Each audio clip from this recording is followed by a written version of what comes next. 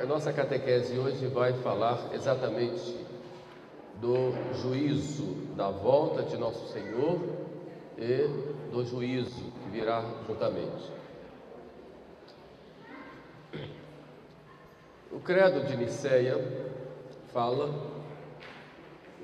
Jesus subiu ao céu, de onde há de vir de novo para julgar os vivos e os mortos. Portanto, nesta matéria, nós tratamos de dois assuntos. O primeiro diz respeito à volta de Jesus. O segundo diz respeito ao juízo, que nós chamamos de juízo final. Então vamos tratar, em primeiro lugar, da volta de Jesus. É uma coisa muito clara, e no Antigo Testamento já fala alguma coisa, e no Novo Testamento Jesus, em diversos momentos, falou da sua vinda. Falou: o Filho do Homem virá com todo o poder e majestade, aparecerá no céu o sinal do Filho do Homem, e virá sobre as nuvens do céu com todo o poder e majestade. E no momento do seu julgamento lá diante do sacerdote Anás, e juntamente com o Caifás, o seu genro, Jesus fala: doravante vereis o Filho do Homem vindo sobre as nuvens do céu com todo poder e glória. Portanto, essa promessa da volta de Jesus, uma promessa feita por Ele mesmo. Quando Jesus subiu ao céu, o povo estava olhando para o céu, vendo Ele desaparecer nas nuvens, e apareceram dois homens de branco e disseram para os apóstolos e os discípulos: varões da Galileia, por que estáis aí a olhar para o céu? Este mesmo Jesus que vistes ir para o céu virá de novo, da mesma forma como o viste subir para o céu. Os primeiros cristãos, eles achavam que iria ser logo, e viviam nessa esperança da volta iminente de nosso Senhor. Essa volta iminente, ou essa volta de nosso Senhor, é chamada de parousia. Parousia vem do grego, significa presença, ou a presença de alguém que estava ausente. Então, quando ouvirem falar o termo parousia, vai se referir de modo específico à volta de Jesus. Como eu disse, os primeiros cristãos, as primeiras comunidades achavam que isso estava iminente. Aí nós vemos em todo o seu comportamento um comportamento assim de espera da volta de Jesus. Não só aqueles que conheceram Jesus, mas aqueles que ouviram dos apóstolos, os cristãos da segunda geração, os que ouviram dos que viram os apóstolos, os da terceira geração, e pensavam que ele viria logo. São Paulo, ele vai falando da volta de Jesus, falou várias vezes, mas aos Tessalonicenses, ele fala de modo específico, e nós seremos arrebatados aos ares, indo ao encontro de Cristo que virá, os que estiverem vivos até lá. Então ele fala: não queremos que fiqueis na ignorância a respeito dos que morreram, porque Jesus voltará e os julgará, e os que ficarem vivos até lá serão arrebatados, indo ao encontro de Jesus nos ares. De modo que falava dessa volta de Jesus. Alguns que achavam que era iminente pressionavam muito os apóstolos, e São Paulo escreve também aos Tessalonicenses: não penseis que virá o Filho do Homem antes que venha a apostasia. E vai dando então alguns sinais da volta de Jesus, que será juntamente com a ressurreição da carne, e que haverá também aí o juízo final. De modo que quando nós tratamos volta de Jesus, nós tratamos também de juízo final. Até o início da Idade Média,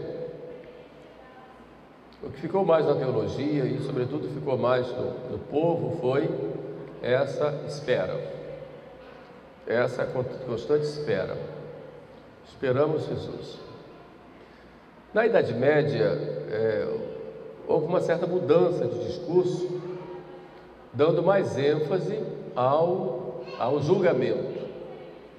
Daí surgiu aquele canto dies irae, dies illa, dia de ira, aquele dia de calamidade, de miséria. Então, dando um discurso mais moral.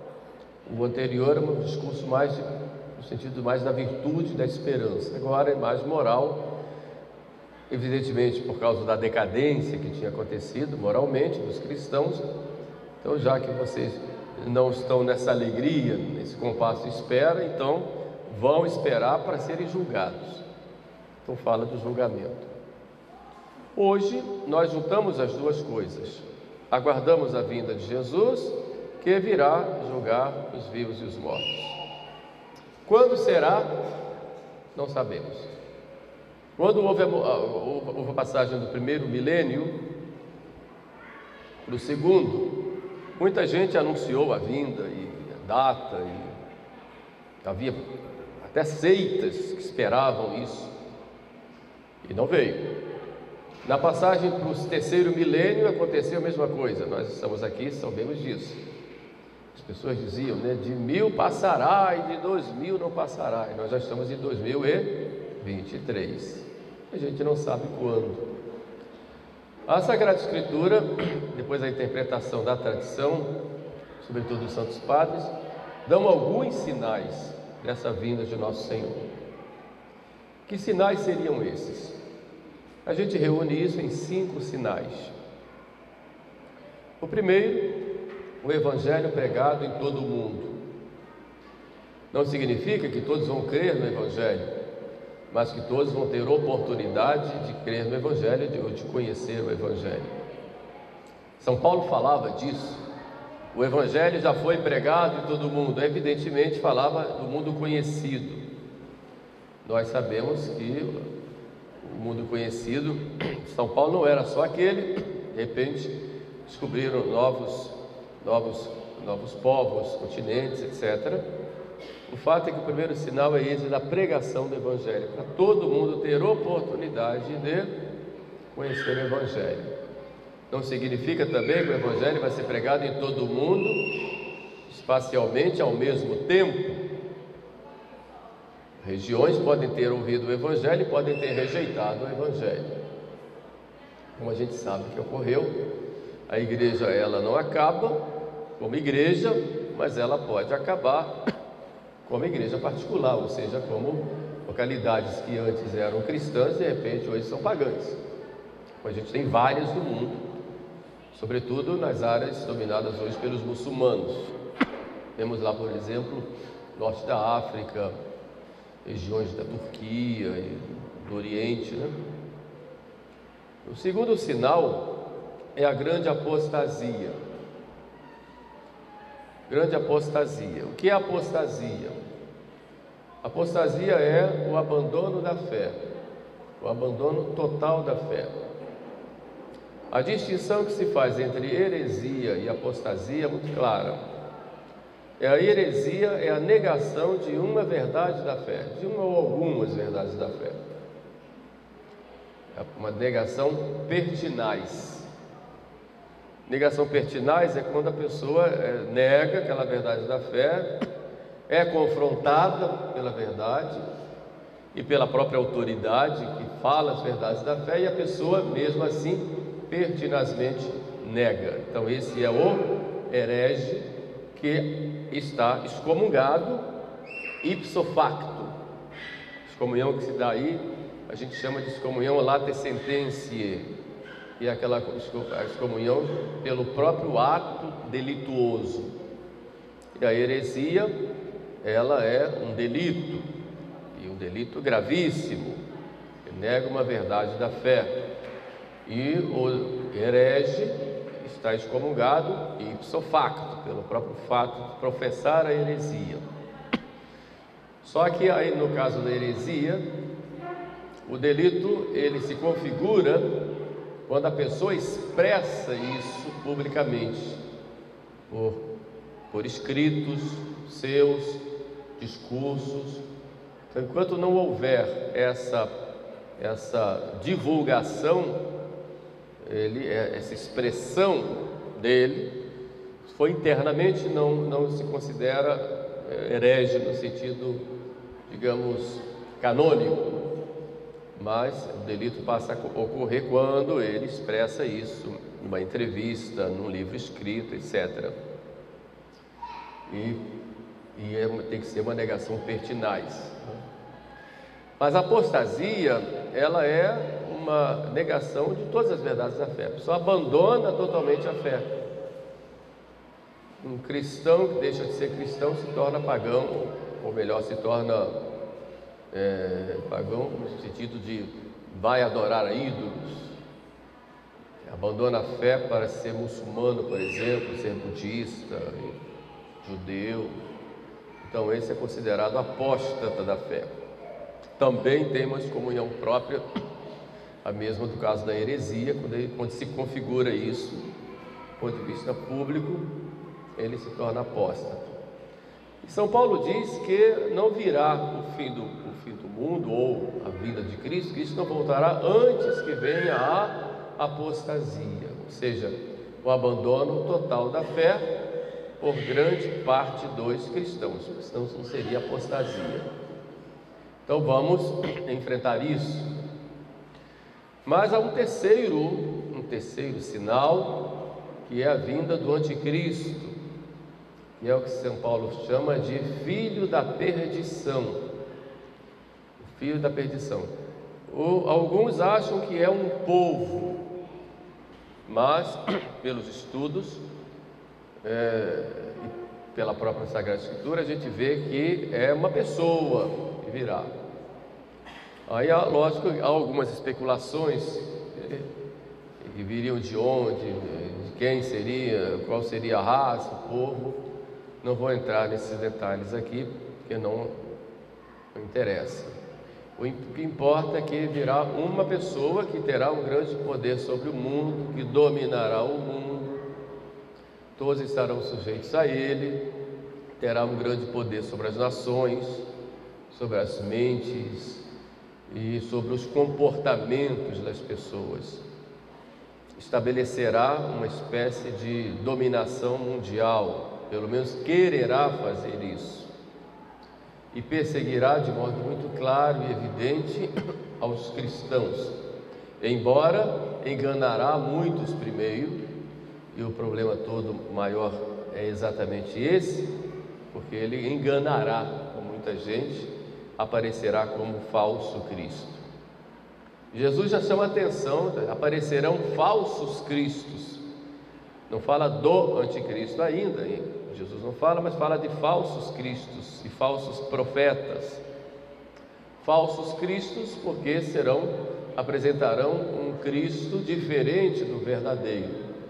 Ou ele se mostrando como o Cristo, ou ele apresentando um Cristo que não é o Cristo verdadeiro, um Cristo moldado segundo a sua mentalidade. Isso a gente já vê nas heresias, acontece exatamente isso, quando se apresenta um Jesus diferente do real. Se eu apresento um Jesus, por exemplo, sujeito a uma ideologia política, econômica, por exemplo, um Cristo que não é o verdadeiro, o chamado Cristo libertador, que fala, por exemplo, Leonardo Boff no seu livro Jesus Cristo Libertador, é um Cristo segundo os moldes como ele entende, baseado nos estudos dele, mas não é o Cristo verdadeiro, o Salvador, aquele que salva as almas, que morreu por nós na cruz. Outros poderiam dizer que Cristo é um espírito evoluído. Os espíritas colocam isso, respeitam Jesus como um espírito, muito evoluído e tal. Ou pode ter um Cristo materialista, como alguns da teologia da libertação colocam, um Cristo revolucionário, Me lembro no tempo do seminário, tinha uma revistinha chamada Sem Fronteiras. Estudei no seminário missionário, lá eles assinavam e a gente tinha lá, uns estantes a gente via. Me chamou muita atenção aqueles leads, né, do próprio texto, né, que vinha lá, havia uma chamada, né? Jesus Cristo não foi um ajeitador, foi um agitador, né? Colocar Jesus como um revolucionário. Então são falsos cristos que nós vamos vendo por aí. Temos que ter um cuidado, senão nós mesmos criamos um Cristo do nosso jeito, né? Um Cristo que vai fazer a nossa vontade.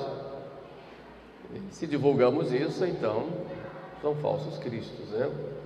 Hoje se fala muito no Cristo água com açúcar, né? O Cristo que faz as nossas vontades e tudo, né? São falsos cristos.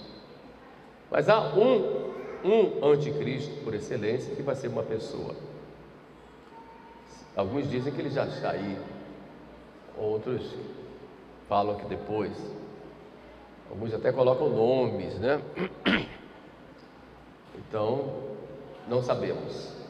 O fato é que aqueles que são de Jesus não vão se deixar enganar. Daí a importância de procurar ter vida espiritual, vida de oração, sacramental, né? Procurar ter reta intenção em tudo e, sobretudo, obediência a nosso Senhor.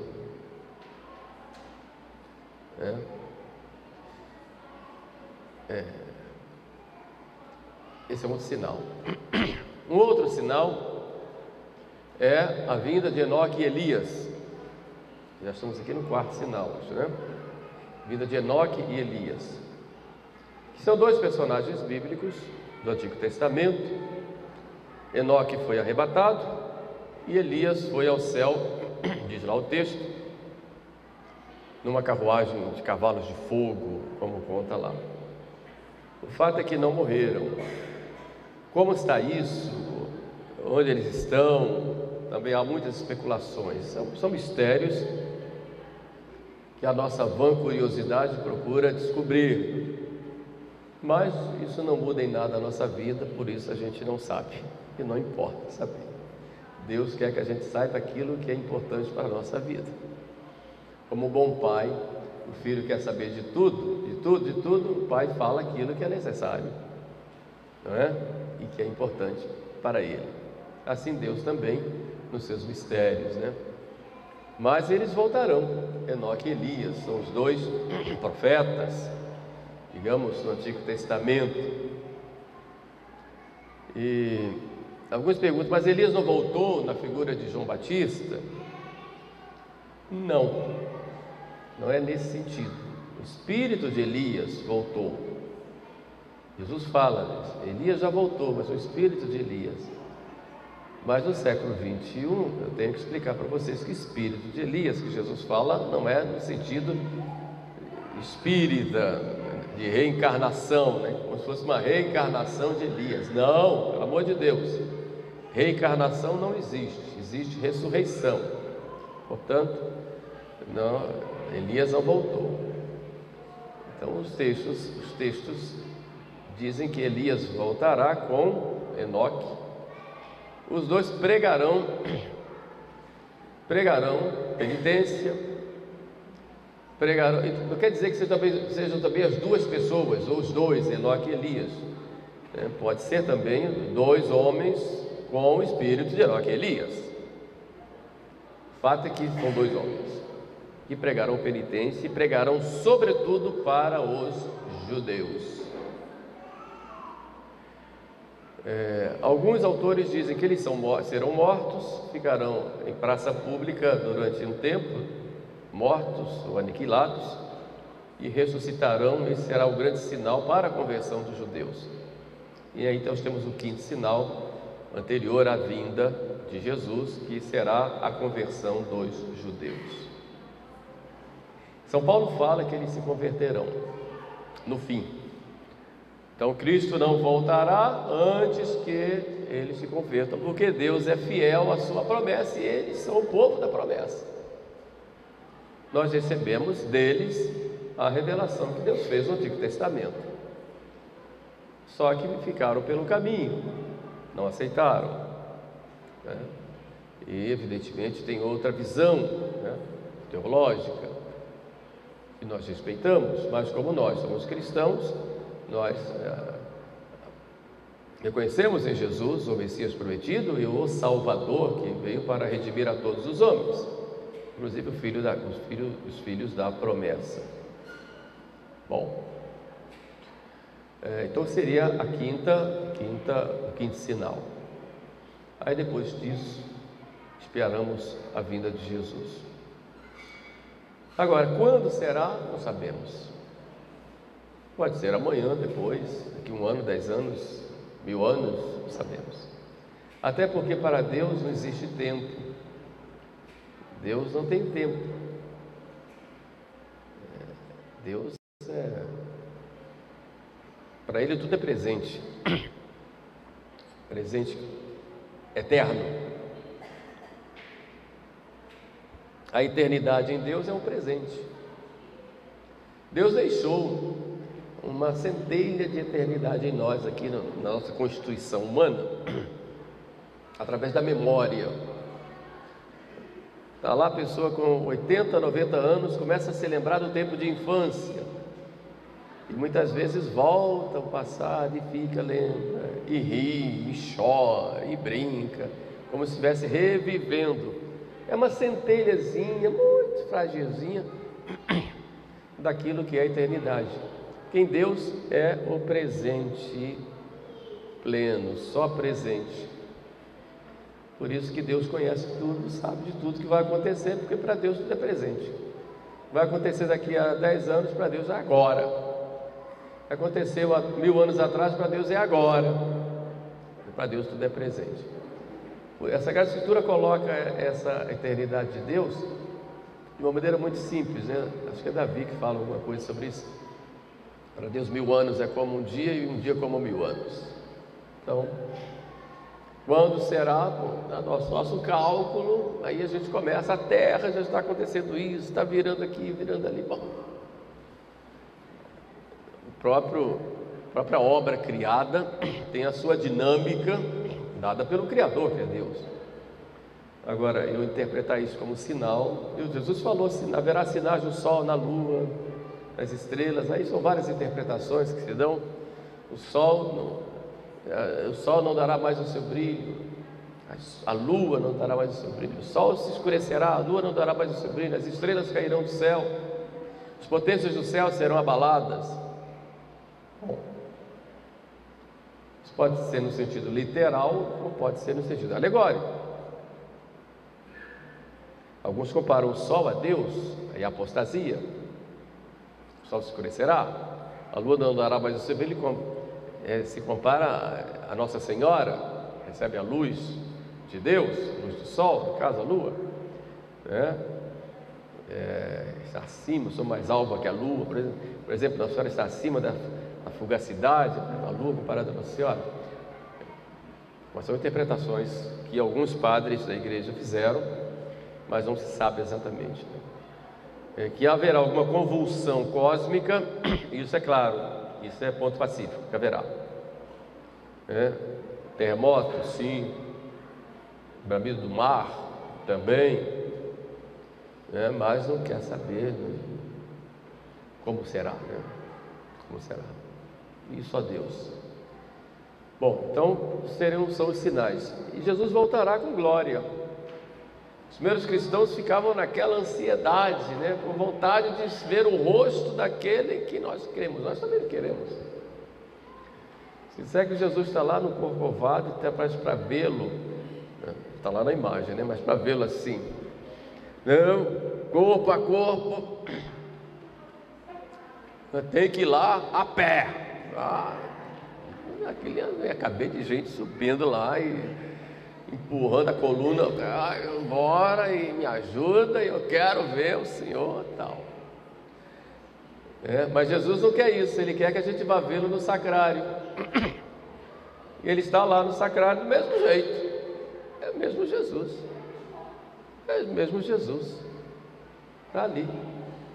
escondido nos véus eucarísticos. Então, por que precisar subir tanto se ele já está tão perto? Não é isso? Mas nós queremos vê-lo, né? Queremos vê-lo. Quando tem aí as famosas aparições de Nossa Senhora, algumas são verdadeiras, mas muitas são falsas, e o vidente anuncia que ela virá a tal dia. Nossa, aquilo fica uma multidão lá para todo mundo, se não vê, pelo menos sentir o cheirinho de alguma flor lá que tiver lá. A pessoa quer muito, né? Tocar. A azinheira, onde Nossa Senhora apareceu lá em Fátima, coitadinha, morreu. Todo mundo. Pegaram tanta folha, tanto galho, que acabou com a azinheira. Terminaram levando a azinheira. Tem uma lá em Fátima da época, está enorme, né? Então, essa é uma ansiedade, né, de querer ver. Mas Jesus virá. E virá para quê? Para julgar os vivos e os mortos. E haverá o julgamento final, porém será precedido da ressurreição da carne. Todos nós ressuscitaremos, todos. A ressurreição será a alma que virá ao corpo, ou o que restar do corpo, uma molécula que foi morada naquela alma. Jesus vai fazer o grande milagre da ressurreição. As almas voltarão do céu, santos, né? Ou do purgatório, ou do inferno, e se unirão de novo a seus corpos, e estarão todos juntos para a ressurreição. Aí Jesus vem e julga a todos. E por que a necessidade de um juízo final? Não já há um juízo particular? Por que haver um juízo final? O catecismo tradicional nos mostra que o juízo final será, primeiro, para a glória de Jesus. Não só uma glória que acontece individualmente, quando nós formos julgados por Ele, na hora da morte, mas para a sua glória pública, sua glória social, sua glória da grande família, sobre a grande família humana, como o maior de todos, o novo Adão, o glorioso, o modelo do homem perfeito, o grande salvador de toda a humanidade, e a sua glória também do ponto de vista histórico, porque toda a história ela conflui para a glória de Jesus. Então o juízo final tem primeiro esse fim, de ser o fim, de ser para a glória de Jesus ser manifestada. O segundo motivo é para a glorificação dos bons, como diz o livro do Eclesiástico, falando do juízo, os maus dirão: nós tínhamos na vida deles, referindo-se aos bons, uma loucura, uma ignomínia, e hoje eles são honrados e nós somos humilhados. De modo que o juízo final é para a glória dos bons. Tem um autor chamado Knox, ele diz que, comentando sobre essa glória dos bons, ele fala também do ponto de vista histórico, a glória histórica, qual foi a minha participação na história, e a participação de todas aquelas pessoas que me ajudaram na minha história. Então tudo isso será publicado, será esclarecido. Então todas as pessoas a quem eu ajudei, pessoas que me ajudaram, pessoas que me inspiraram, que me fortaleceram, que me levaram pela mão, que me perdoaram quando eu caí, tudo isso será posto em público. Então será algo assim glorioso, não só do ponto de vista pessoal para nós, mas também do ponto de vista histórico com relação a cada um de nós. E aí nós veremos que a nossa participação na história aconteceu, embora tenha sido mínima, mas aconteceu, nós fizemos parte da história. E tudo isso vai ser revelado no juízo final, para a glória dos bons. Mas haverá também esse juízo para a confusão dos maus. E quando falamos maus, porque aí já são maus, porque já foram julgados no juízo particular e estarão lá de corpo e alma. E haverá esse julgamento para que eles se confundam e vejam que por tão pouco eles perderam a vida eterna. Por tão pouco, por um minuto de prazer, por um amor desordenado, alguma coisa que foi contrária ao próprio Deus, enfim, por tão pouco, eles precisavam fazer só um pouquinho para se salvarem, e se entregaram a tantas coisas e não tiveram lucro nenhum, a não ser aquele do momento. Então será para eles confusão, derrota e humilhação. E aí resplandece evidentemente o poder de Deus. Mas há um outro motivo, dentro desse último que eu falei, a confusão dos maus, que é: eles não vão se sentir injustiçados. Enquanto que nos bons, isso aí nos explica São Tomás, resplandece a misericórdia de um Deus que perdoa, quando há uma punição, resplandece a justiça de um Deus que dá oportunidade para o arrependimento, e a pessoa rejeita esse Deus, preferindo idolatrar-se a si mesma.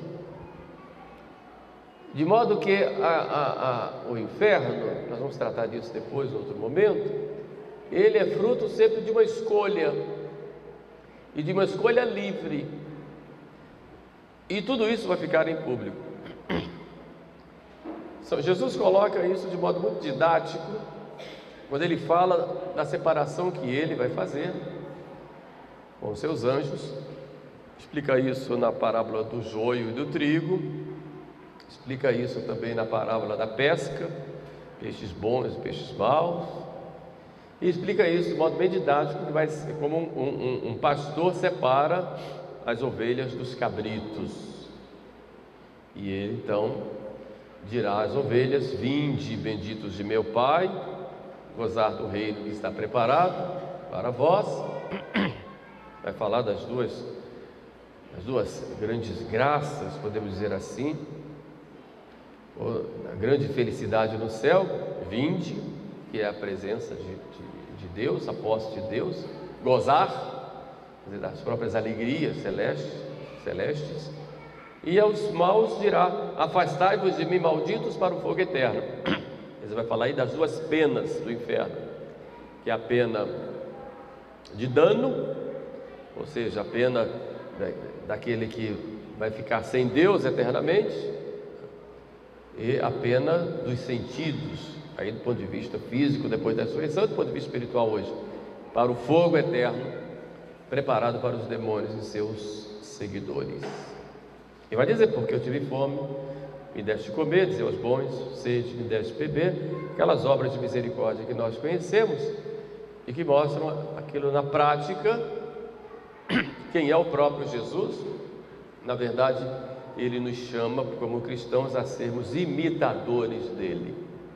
Dei-vos o exemplo, como ele diz aos apóstolos, a fim de que também o façais. Aí sim, no juízo final, de corpo e alma no céu e de corpo e alma no inferno, isso depois do juízo final. Por que corpo e alma? Porque o corpo foi companheiro da alma da prática das virtudes, e também é justo que ele seja companheiro da alma na glória. No inferno, companheiro da alma no pecado, também importa que ele seja companheiro da alma no castigo. Isso depois do juízo final. Aí sim, fecha a história humana. Quando será? Não sabemos, mas nós temos que estar preparados para o juízo particular e certamente para nós acontecerá antes do final, porque já estamos caminhando para lá, cada um no dia que Deus marcou, tá bom? Então é esse artigo que Jesus coloca, que a igreja coloca: subiu ao céu e voltará um dia de novo para julgar os vivos e os mortos. Não vamos ficar aterrorizados com o juízo final, não. Se Jesus vai voltar e nós vamos poder ir lá dar um abraço nele, para ficar aterrorizado com isso? Deixa acontecer. Agora temos que estar preparados para dar esse abraço. Então vivemos dessa esperança e dessa confiança, tá bom? Então nós encerramos por aqui.